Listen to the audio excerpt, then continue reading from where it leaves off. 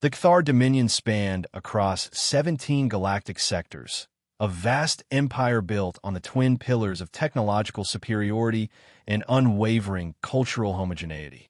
For 8,000 cycles, no civilization had successfully resisted their expansion. Their military doctrine, codified in the sacred text known as the Celestial Accord, had proven infallible across countless worlds and species.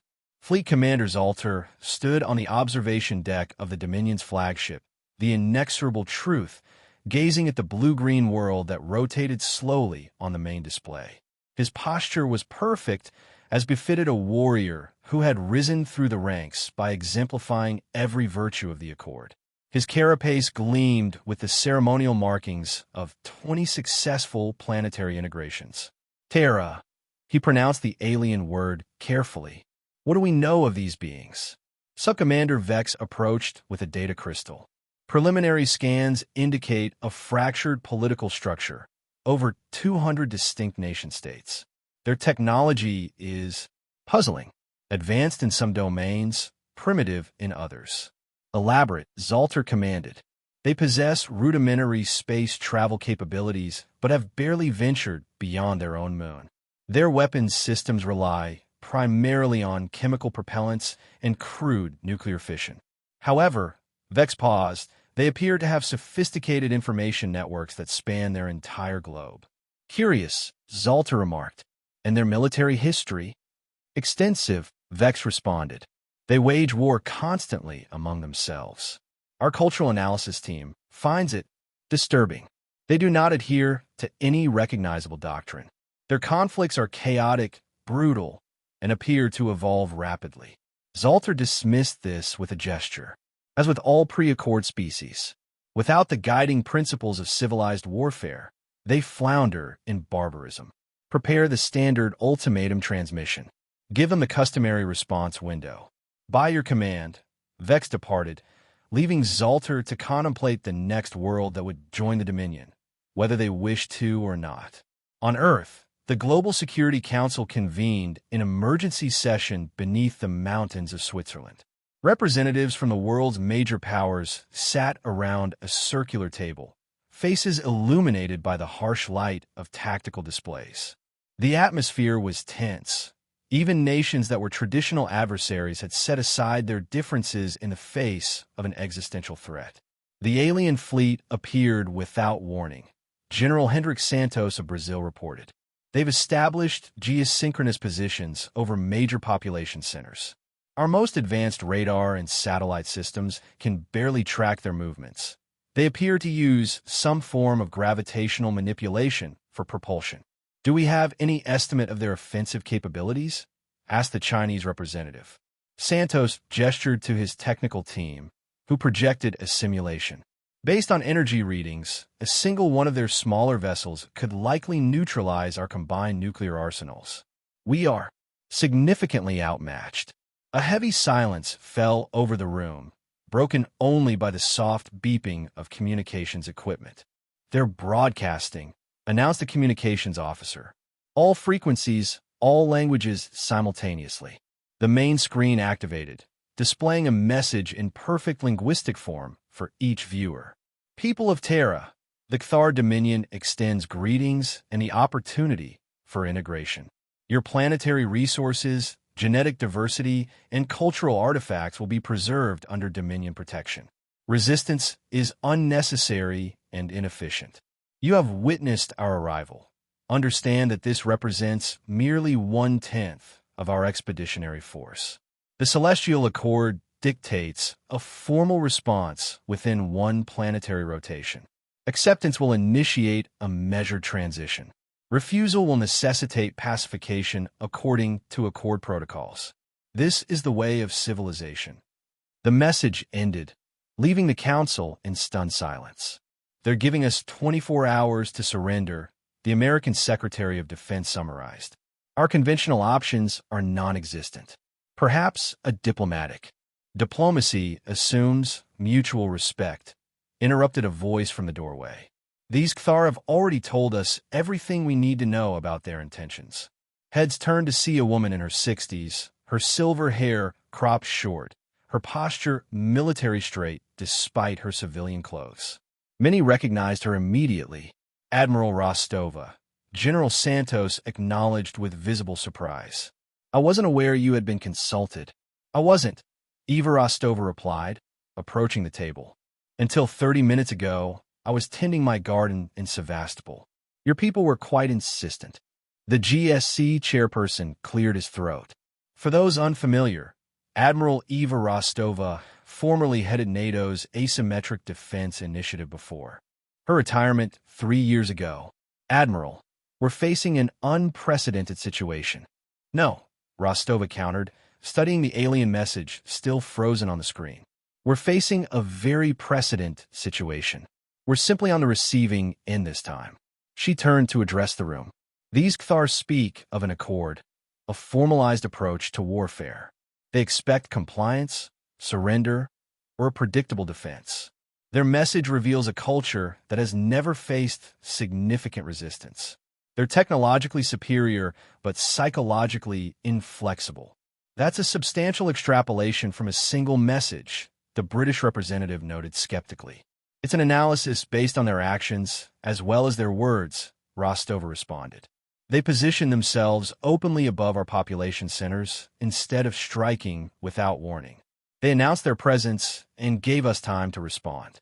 These are not the actions of a species familiar with desperate, asymmetric resistance. She gestured to the tactical display. We cannot match their technology, but we don't need to. We need to become something they cannot understand or predict. And how exactly do we accomplish that? Asked Santos. Rostova's eyes took on a hard gleam. By leveraging Earth's most valuable and terrible resource, our veterans of unconventional warfare. I'm proposing an immediate activation of Project Chimera. The room erupted in protests and questions. Project Chimera was deemed too extreme. It was never approved by the full council. The international legal implications alone. The chairperson's voice cut through the chaos. Project Chimera was shelved 3 years ago. It exists only as a theoretical framework. Not entirely, Rostova replied. Key personnel were identified and monitored. Infrastructure was quietly established. Call it a contingency for exactly this type of scenario. She moved to the central console and inserted a data drive. The screens shifted to display a global map with pulsing red markers. These are our primary assets. Veterans who have experienced the worst of human conflict and survived. Specialists in guerrilla warfare, psychological operations, counterinsurgency, deep reconnaissance, cyber warfare, and survival under extreme conditions. The room fell silent as the implications sank in. You're proposing we fight an asymmetric war against an alien invasion force, the chairperson stated. Rostova nodded. I'm proposing we fight the only kind of war we have any chance of winning. In a weathered cabin deep in the Appalachian Mountains, Sergeant Major Marcus Jones woke to the sound of a helicopter approaching. His hand found the pistol beneath his pillow before his eyes were fully open. A reflex developed over decades of combat operations that no amount of civilian life could erase. He recognized the sound signature of the aircraft, Bell UH-1Y Venom, modified for reduced noise. Military, but try not to announce itself too loudly. Interesting. Jones, known as Preacher to those who had served alongside him, rose from his bed and dressed efficiently.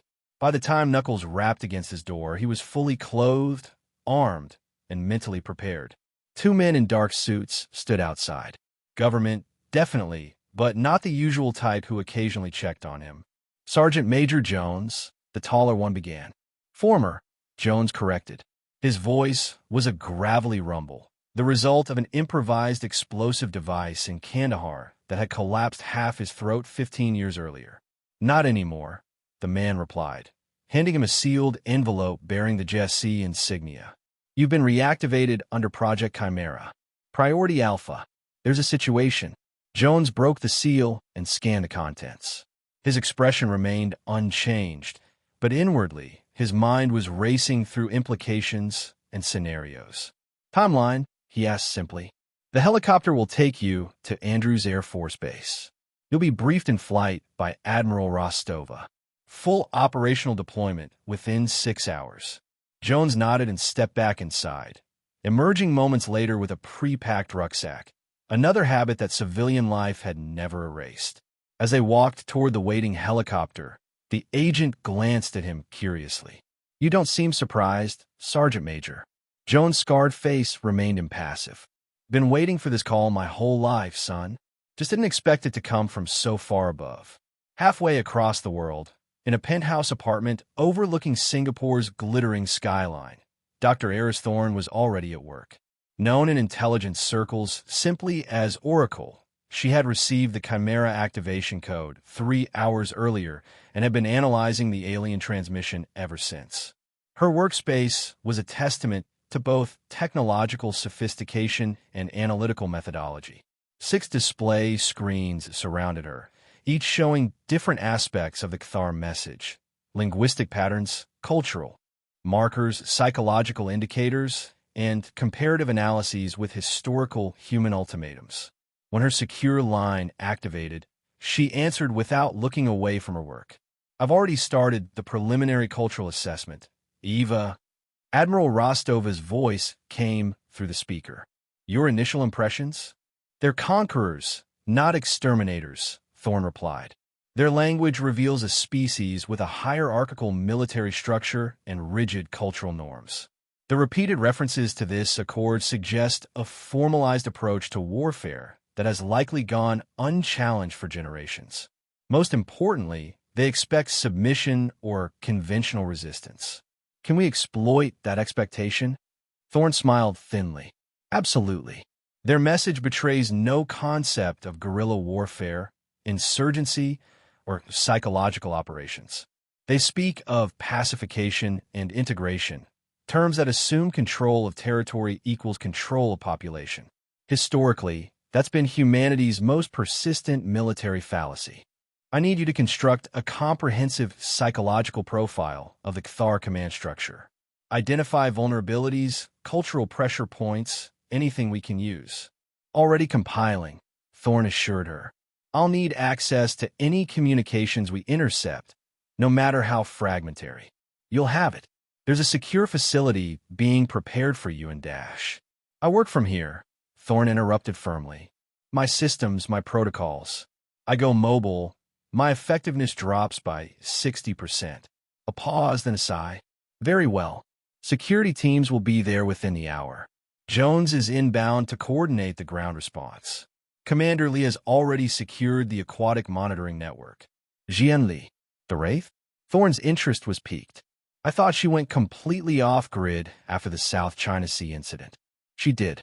We found her running silent in a modified attack submarine in the Mariana Trench. She's bringing it online as we speak." "An interesting reunion," Thorne remarked.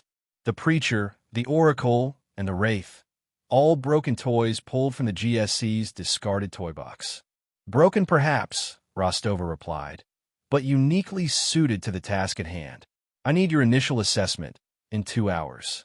"You'll have it in 1, Thorne promised, ending the call and returning to her analysis.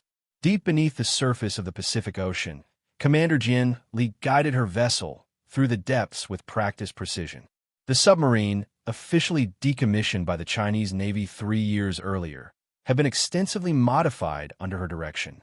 What had once been a hunter-killer platform was now the most sophisticated electronic warfare and signals intelligence vessel on the planet. Li had named it Spectre, though it appeared in no registry and flew no flag. Like its commander, it existed in the shadows, a ghost in the depths. Passive sensors detecting multiple high-energy signatures in orbit reported her second-in-command, a former electronic warfare specialist named Takeda. Li nodded, studying the data flowing across her command console. "They're preparing for their demonstration of force." "Predictable. What's the status of our subsurface sensor network?" "Fully operational. We've successfully linked with 37 deep-water monitoring stations. If the aliens use any form of electromagnetic or acoustic communication, we'll detect it." "Good. Begin passive recording of all frequencies. Establish secure uplink to Dr. Thorne's systems." Lee's fingers danced across her controls, bringing additional systems online. and prepare the mimetic transmitters. We may need them sooner than anticipated. As predicted, the Cthar fleet began their orbital bombardment precisely at the expiration of their ultimatum. The attack was methodical and precise, targeting military installations, command centers, and critical infrastructure around the globe. Satellites recorded the devastation as energy weapons more powerful than anything in Earth's arsenal carved precise patterns of destruction. Bright lances of energy sliced through air defense systems, naval yards, and airfields. Nuclear missile silos were precisely targeted and neutralized before their launch sequences could be initiated. Command bunkers, thought impervious to conventional weapons, were penetrated with surgical precision. What the Cthar did not realize was that many of these targets had been quietly evacuated or hardened in the hours following their arrival. Project Chimera had anticipated this first phase and had moved with remarkable speed to preserve key personnel and mobile command capabilities. Aboard the inexorable Truth, Fleet Commander Zalter observed the bombardment with professional detachment. The pattern of destruction followed the precise specifications of the Accord's first-phase protocols. Each target was neutralized with minimal collateral damage, a demonstration of both power and restraint that had proven effective in countless prior integrations. The initial pacification phase is complete, Commander, reported Subcommander Vex. We have neutralized 87% of their primary military infrastructure. And their response? Zalter inquired. Vex hesitated. Unusual. We are not detecting the expected communications collapse. There are still active command signals being transmitted, though they appear fragmented and decentralized. Zalter contemplated this anomaly briefly. They are more resilient than anticipated. Proceed to Phase 2 as planned. Deploy ground forces to secure the designated planetary hubs. By your command, Vex acknowledged, transmitting the order to the waiting transport vessels. Thousands of Cthar warriors prepared for planetfall. Their combat armor gleamed with ceremonial markings, and their weapons, energy lances and shield generators far beyond human technology, were meticulously calibrated. They assembled in perfect formation, each unit precisely arranged according to the tactical requirements of the Accord. They were the undefeated vanguard of the Dominion, warriors who had never known defeat or serious resistance. They expected to face disorganized, conventional forces easily overcome by their superior technology and discipline. What awaited them was something entirely different. Sergeant Major Jones crouched in the rubble of what had once been the outskirts of Kiev. Around him were 20 veterans drawn from special forces units around the world: American Delta Force, British SAS, Russian Spetsnaz, Israeli Sayeret Matkal, and others. Men and women who had experienced the worst of human conflict and survived.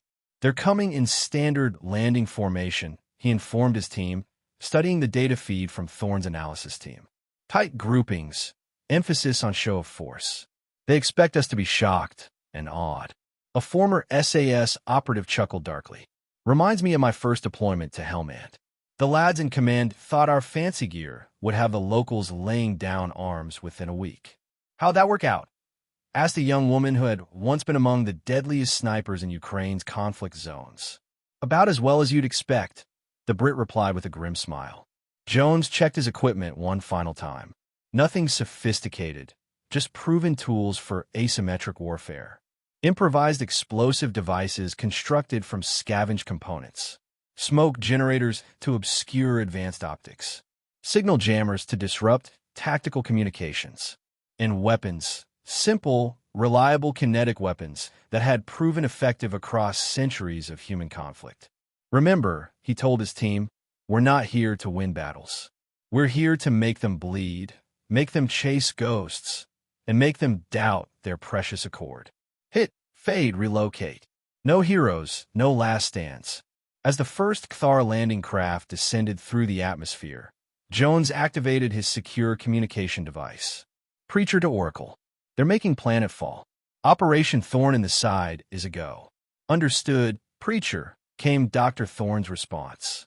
Wraith is monitoring their tactical net. Remember, psychological impact is as important as physical damage. Make them remember this day. The Cathar ground forces deployed with practiced precision, emerging from their landing craft in perfect formation. Their commander, a warrior bearing the marks of 12 planetary campaigns, surveyed the ruined city with confidence. According to the Accord, this initial show of force would typically be met with either organized military resistance, easily overcome, or immediate capitulation. Instead, they found an eerie silence. The commander ordered his forces to advance toward the city center, shields activated and weapons at ready. Their formation was immaculate, each warrior precisely positioned according to Accord protocols.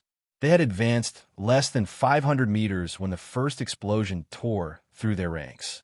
Not a directed energy blast or conventional explosive, this was different.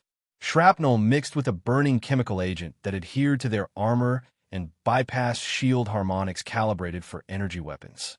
3 warriors fell, their carapaces breached. Before they could process this unexpected development, more explosions erupted beneath their feet from adjacent buildings, dropped from overhead drones that appeared and vanished too quickly to target. Not concentrated enough to halt their advance, but persistent, unpredictable, and surprisingly effective. The commander ordered a standard sweep pattern, expecting to find and eliminate the resistance. Instead, his forces found nothing but automated traps and remotely triggered devices. When they finally encountered humans, quick shadows moving through the rubble, their targets refused to mass for effective engagement, instead striking from multiple directions simultaneously before disappearing into prepared tunnels and concealed passages. Similar scenarios played out across every Cathar landing zone worldwide. In Shanghai, Cathar units found themselves lured into the city's underground tunnel networks, where their superior weaponry caused collapses that trapped entire squads. In Rio de Janeiro, they faced favela fighters who had spent lifetimes navigating vertical urban warfare. In the ruins of Cairo, Bedouin trackers led veterans through ancient catacombs to emerge behind Cathar lines. The veterans applied centuries of hard-won human experience in irregular warfare, lessons paid for in blood across countless brutal conflicts. They exploited the urban terrain, used improvised weapons that bypassed advanced defenses, targeted officers and specialists in violation of the Accord's implicit rules about leadership protection, and refused to mass for decisive engagement.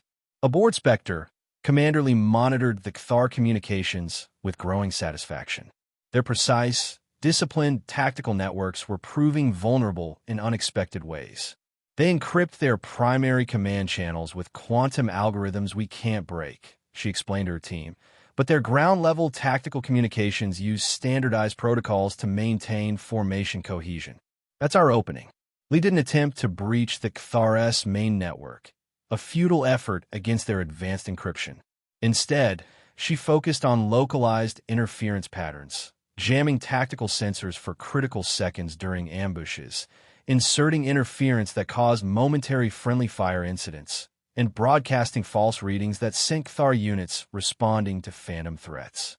When Jones' teams captured damaged Cathar communication nodes, Lee's specialists quickly extracted what data they could and implanted corrupted software packets that caused subtle equipment malfunctions, targeting systems that were slightly misaligned, shield generators that fluctuated unpredictably, environmental controls that created minor discomfort. Nothing dramatic enough to be immediately detected and purged, but sufficient to sow doubt and unease among the Cathar forces. They rely entirely on network data and integrated systems, Lee observed. They have no experience with communications breakdown or fighting blind. Every disruption, however small, magnifies their psychological discomfort. In her Singapore command center, Dr. Thorne analyzed the intercepted Cathar communications with growing excitement. The alien psychology was revealing itself through their reactions to the unexpected resistance. They're experiencing cognitive dissonance, she reported to Admiral Rostova. Their entire military doctrine is built around predictable, ritualized warfare. They expect enemies to either match their approach or be easily overwhelmed. This scattered, seemingly chaotic resistance violates their fundamental expectations. Rostova studied the data Thorne had compiled. Can we exploit this dissonance? Already implementing multiple vectors, Thorne confirmed. I've identified several cultural pressure points. An obsession with contamination, both biological and doctrinal, rigid hierarchical structures that create information bottlenecks, and most importantly, a species-wide inexperience with failure. She brought up several media files on her display. We're crafting targeted psychological operations, fabricated footage of Cthar defeats on other worlds, viral messages amplifying casualty reports beyond their actual numbers, and narratives framing human resistance as a disease infecting their ranks. Will they believe such obvious manipulations? Rostova asked skeptically. That's the beauty of it, Thorne replied with professional satisfaction. They have no cultural framework for propaganda or disinformation. Their society appears to be rigidly truthful within their hierarchical structure. The concept that an enemy would systematically lie is foreign to them. Some will recognize the deception, but the seeds of doubt will be planted. She highlighted a particular communication intercept. Most promising of all, we're seeing the first indications of frustration from their command structure. Their warriors are becoming hesitant, confused by tactics they consider dishonorable. Their commanders are struggling to explain failures within the context of their accord. Aboard the Inexorable Truth, Fleet Commander Zalter struggled to maintain his composure as he reviewed the ground reports. What had begun as a standard integration operation had devolved into something unrecognizable. The humans were not fighting according to any recognizable doctrine. They struck without warning, ignored clear technological superiority, targeted command personnel in violation of honorable combat protocols, and refused to mass their forces for decisive engagement. This is primitive savagery, he declared to his command staff. They lack the courage to face us in proper combat formation. Instead, they resort to these irregular tactics. The casualty reports are concerning, Commander, Vex noted carefully. We've lost more warriors in 3 cycles than in the previous 10 planetary integrations combined. Unacceptable, Zalter growled. The accord is clear. Superior force, precisely applied, always prevails over primitive resistance. Increase our deployment by 50%. Tighten formation protocols. Expand the use of area effect weapons to cleanse resistance pockets. Commander, ventured another officer hesitantly, perhaps we should consider adaptive responses outside standard accord parameters. No, Zalter cut him off sharply. The accord has guided our victories for 8,000 cycles. We will not abandon it because of primitive resistance. Discipline and technological superiority will prevail. Double the patrol frequencies and implement full sensor sweeps before any advance. The stricter adherence to accord protocols produced exactly the outcome Project Chimera had anticipated. By becoming more predictable, the Cthar forces became more vulnerable to the veterans' asymmetric tactics. 2 weeks into the ground campaign, Admiral Rostova convened a secure virtual conference with her key assets. The faces of Jones, Thorne, and Lee appeared on her display, each showing the strain of constant operations but also a grim determination. The physical war is at stalemate, Rostova began without preamble. They can't find us to destroy us, but we can't drive them off-world. Dr. Thorne has identified our critical path forward. Thorne's image enlarged as she took center stage. The Cthar's most critical vulnerability isn't technological, it's psychological. They have no experience with sustained, high attrition, unconventional warfare. Their entire species has evolved around the concept of decisive, ritualized conflict. We need to break their will to fight according to the accord. How do we accomplish that? Jones asked, his scarred face illuminated by firelight from wherever he had established his current position. By making Earth itself feel hostile and unpredictable, Thorne explained.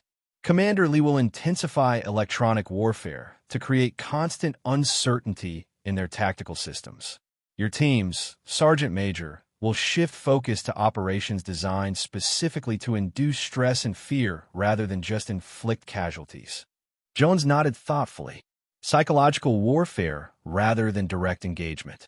Night operations sound warfare, targeting comfort and confidence rather than bodies. Precisely, Thorne confirmed. And I'll escalate our information campaign, targeting their command structure with doubt and paranoia. The goal is to make them question the Accord itself, the foundation of their military and cultural identity. Commander Lee spoke up from her underwater command center. I've been analyzing their communication patterns. They're already showing signs of strain. Communications between ground forces and the orbital command have decreased by 33%. That suggests they're either hiding failures or uncertain how to report them within their rigid protocols. Rostova summarized the new approach. We're entering Phase 2 of Project Chimera. Our objective isn't to defeat the Cathar militarily. It's to make Earth so psychologically costly that they choose to leave. Implementation begins immediately. The following weeks saw a transformation in the resistance strategy. Jones' veteran teams shifted from conventional ambushes to psychological operations designed to maximize Cathar discomfort and uncertainty. They began leaving behind captured Cathar technology that had been subtly modified, targeting systems with microscopic alignment errors, communication devices that introduced barely perceptible delays, environmental controls that created mild but persistent discomfort. Nothing dramatic enough to be immediately detected, but sufficient to create a constant sense of equipment unreliability. Night operations intensified, not to inflict significant casualties, but to ensure the Cathar could never truly rest. Teams would approach their perimeters, trigger sensor alerts, create unexplained sounds, and occasionally allow themselves to be glimpsed before vanishing. They staged elaborate false ambushes designed to waste Cathar ammunition and energy reserves on non-existent targets. Commander Lee's electronic warfare campaign reached new levels of sophistication. Her team created persistent phantom units that would appear on Cathar tactical displays, draw resources and attention, then vanish. They subtly altered navigational data, leading patrols into dead ends or pre-prepared ambush zones. Most effectively, they broadcast distorted Cathar distress calls on captured communication frequencies, creating confusion and wasting response resources. Dr. Thorne's psychological operations targeted the Cathar command structure directly. Using fragments of intercepted communications and cultural insights, she crafted messages suggesting dissent within Zalter's command or questioning the Accord's effectiveness against human resistance. These were introduced into the Cathar information stream through capture devices and compromised communication nodes. Simultaneously, her team developed the infection narrative, suggesting that Earth itself was rejecting the Cathar presence, like an immune system rejecting a foreign body. This played on the aliens' evident concern with contamination and biological purity. False reports of mysterious illnesses affecting Cathar troops were seeded into their medical databases. The cumulative effect was devastating to Cathar morale and operational effectiveness. Warriors designed for decisive, honorable combat found themselves jumping at shadows, distrusting their equipment, and questioning their commanders. Formations became hesitant, overly cautious, expending massive resources to secure small objectives. Zalter faced mounting pressure as the integration timeline extended far beyond projections. His forces were taking continuous losses without achieving decisive victories. Supply lines were under constant harassment. Troop morale was visibly degrading. Reports mentioned warriors firing at shadows, refusing certain patrol routes, and exhibiting anxiety behaviors unprecedented in Cathar military history. His rigid adherence to the Accord prevented him from adapting effectively. Eventually, he made the decision that Rostova had been waiting for. He requested reinforcements from the Dominion, citing unexpectedly stubborn and devolved resistance. The arrival of Cathar reinforcements 3 weeks later should have spelled disaster for Earth's defense. Instead, it triggered Project Chimera's endgame, Operation Shattered Mirror. Commander Lee executed the operation's first phase, a daring electronic feint broadcasting signals mimicking a massive, conventional human military force gathering for a decisive battle. The falsified data was subtle, introduced gradually into the Cthulhu's long-range sensor networks to avoid immediate detection. Simultaneously, Jones' teams launched widespread, coordinated sabotage attacks targeting Cthulhu communication nodes behind their established lines. They avoided direct combat, focusing purely on crippling communication and sensor coverage in key sectors. Thorne flooded the still operational Cthulhu channels with conflicting reports, rumors of command descent, and terrifying, though false, intelligence about the capabilities of the gathering human force. These information packets were designed to exploit the cognitive biases and fears her analysis had identified in the Cthulhu psychology. Aboard the inexorable truth, Zalter stared at his tactical displays with a mixture of relief and vindication. After weeks of frustrating, dishonorable skirmishes, the humans appeared to be finally massing for a proper battle, one that would allow his reinforced fleet to end this unexpectedly difficult integration according to the Accord's principles. The humans are gathering their remaining military assets in these 6 locations, he informed his command staff, indicating the phantom signatures Lee's team had carefully crafted. They appear to be preparing for a desperate, coordinated strike.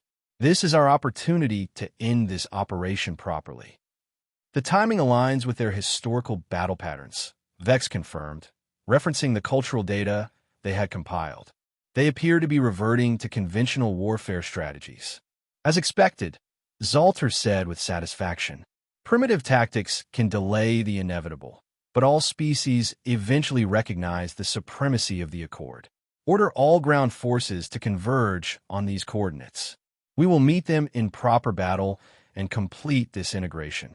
The orders went out, but the Cthulhu command and control system, already compromised by weeks of sabotage and electronic warfare, failed catastrophically under the pressure of coordinating such a massive redeployment. Units received conflicting instructions or no instructions at all. Formation integrity collapsed as communication nodes failed. The carefully planned convergence descended into chaos. Cthulhu forces found themselves isolated, confused, and demoralized. They arrived at the designated coordinates to find no human army awaiting them. Only the realization that they had been massively deceived. Zalter watched in horror as his tactical display fragmented into incoherence, unit markers blinking out or showing erratic movements. In this moment of maximum confusion, Admiral Rostova transmitted a message, not directly to Zalter, but on an open channel to the entire Cthulhu fleet. You came seeking dominion according to your accord. You found only attrition according to ours. Withdraw now, or face a war without rules, without honor, without end. Your accord is broken here. The message was accompanied by a data package compiled by Thorne and her team, showing the true extent of Cthulhu losses, the psychological degradation of their forces, and projections of continuing deterioration should they remain. Most devastatingly, it included evidence of numerous violations of their sacred accord by their own forces. Warriors abandoning positions, ignoring protocols, and even refusing orders in the face of the psychological pressure they had experienced. For Zalter, this moment represented an impossible choice. Continue a campaign that had already violated the principles upon which Cthulhu civilization was built, or withdraw, becoming the first fleet commander in 8,000 cycles to abandon a planetary integration. Faced with total strategic collapse, severe logistical challenges, and troop morale at breaking point, Zalter made the only decision his sense of duty would allow. Swallowing centuries of Cthulhu pride and tradition, he gave the order to withdraw. This world, he noted in his final report to the Dominion Council, resists integration through methods that render the Accord inoperable. Their resistance does not target our superior technology or formations, but the very foundation of our warfare doctrine. They have not defeated us through honorable combat, but they have made victory, as defined by the Accord, impossible to achieve without resources far beyond the scope of a standard integration force. The Cathar fleet departed Earth orbit 73 days after their arrival. They left behind damaged equipment, scattered outposts, and a planet forever changed by the encounter. In the aftermath, Earth celebrated a costly but decisive victory. The Global Security Council moved quickly to classify the details of Project Chimera, recognizing both its effectiveness and the ethical complexities it represented. The veterans who had formed the core of the resistance gradually returned to their civilian lives, forever marked by their experiences. Admiral Rostova oversaw the integration of hard-won lessons into Earth's future defense doctrine, creating new protocols for extraterrestrial contact and potential conflict. The alliance forged in crisis between former adversaries laid the groundwork for a more unified approach to humanity's place in the cosmos. Far away, Cathar analysts began the unprecedented task of understanding their first-ever strategic defeat. Their reports spoke not of Terra's technology, which remained centuries behind their own, but the terrifying adaptability forged in the crucible of human conflict. They wrote cautionary tales about a species whose fractured, chaotic history had created warriors uniquely equipped to challenge the fundamental assumptions of the Celestial Accord. In the official records of the Cathar Dominion, Earth received a designation no other world had ever been given: integration inadvisable, approach with extreme caution. After the withdrawal of the Cathar fleet, Project Chimera entered its final phase. The veterans who had been the backbone of Earth's resistance gathered one last time at a secure facility deep within the Rocky Mountains. Sergeant Major Jones, Dr. Thorne, Commander Lee, and dozens of others who had fought from the shadows sat in a large conference room as Admiral Rostova addressed them. "What you have accomplished will never be fully known to the public," Rostova began, her voice carrying the weight of both victory and sacrifice. "The official narrative will speak of diplomatic resolution, of an enemy who reconsidered their position. Few will ever understand that Earth was saved not by our most advanced weapons or technologies, but by the hard-won wisdom of those who have experienced the worst of human conflict." Jones leaned forward, his scarred hands clasped before him. "What happens to the knowledge we've gained? The Cathar technology we captured? Research teams are already reverse engineering what we recovered," Rostova replied. "Within a decade, we expect significant advances in energy generation, material science, and propulsion systems. But the most valuable intelligence we gained wasn't technological, it was psychological." Dr. Thorne nodded in agreement. The Cathar revealed something crucial about advanced civilizations. Technological progress doesn't necessarily create psychological resilience or adaptability. In fact, their long period of unchallenged dominance created profound vulnerabilities, an inability to comprehend or respond to asymmetric threats. Commander Lee, who had emerged from the depths to attend this final gathering, spoke up. "We should not grow complacent. The Cathar will analyze their failure. They will adapt, even if adaptation comes slowly to their rigid culture. And there may be other species in the cosmos with both advanced technology and the psychological flexibility to wield it effectively." Precisely why Project Chimera will continue in a new form, Rostova confirmed. The Global Security Council has authorized the creation of an ongoing defense initiative, one that preserves the lessons learned and maintains a cadre of specialists trained in unconventional warfare strategies adapted for extraterrestrial threats. The room fell silent as the veterans contemplated this new reality, a world forever changed by the knowledge that humanity was not alone in the universe, and that the stars held both wonders and dangers. "What about us?" asked a former Spetsnaz operative who had led resistance cells across Eastern Europe. "Do we return to our lives as if nothing happened?" Rostova's expression softened slightly. "Each of you has a choice. Some may wish to return to civilian life. Your service to humanity has more than earned that right. Others may choose to remain with the new initiative, training the next generation of defenders. Whatever you decide, know that you have written a chapter in human history that few will read, but none can match in importance." In the weeks that followed, the veterans of Project Chimera made their choices. Some, like Jones, found they could not easily return to civilian existence, knowing what now lurked beyond Earth's atmosphere. He accepted a position training special operations teams in extraterrestrial response tactics, passing on the hard-earned wisdom that had proven so effective against the Cthar.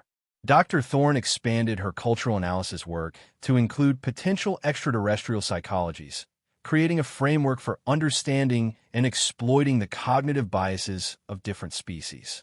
Her methods became the foundation for a new field of xenopsychological operations. Commander Lee and her crew chose to remain guardians of the deep, their submarine enhanced with recovered alien technology. They became Earth's silent watchers, maintaining a global sensor network designed to provide early warning of any future incursions. 6 months after the Cthar withdrawal, Admiral Rostova stood alone on a windswept cliff overlooking the Pacific Ocean. In her hand was a small communication device, the last direct link to the scattered veterans of Project Chimera. With a decisive motion, she dropped it into the churning waters below, completing the operational security protocols that would ensure the project's methods remained protected. As she watched the device disappear beneath the waves, Rostova reflected on the paradox that had saved humanity, a species whose greatest weakness, its fractured history of brutal conflict, had proven to be its greatest strength when facing an extraterrestrial threat. The Cthar had come expecting to find either primitive savages or unified resistance following predictable patterns.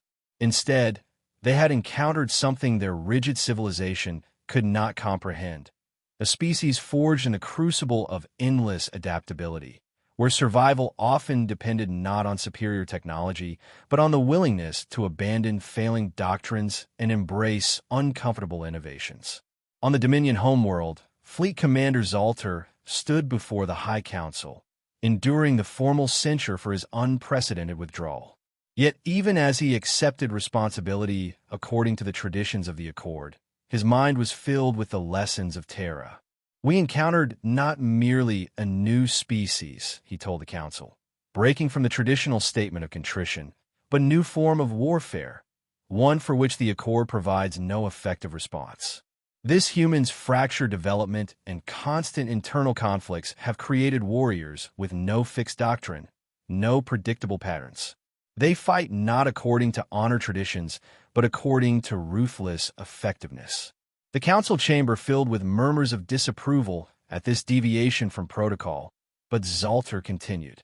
If the Dominion is to maintain its position, the Accord itself must evolve.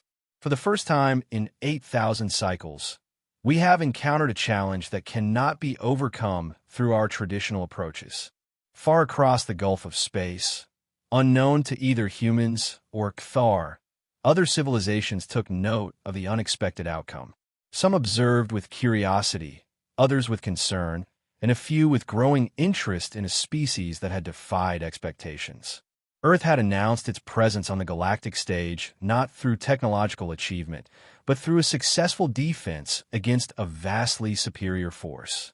In time, humanity would venture outward, carrying with it both the scars of its troubled history and the strengths that history had forged.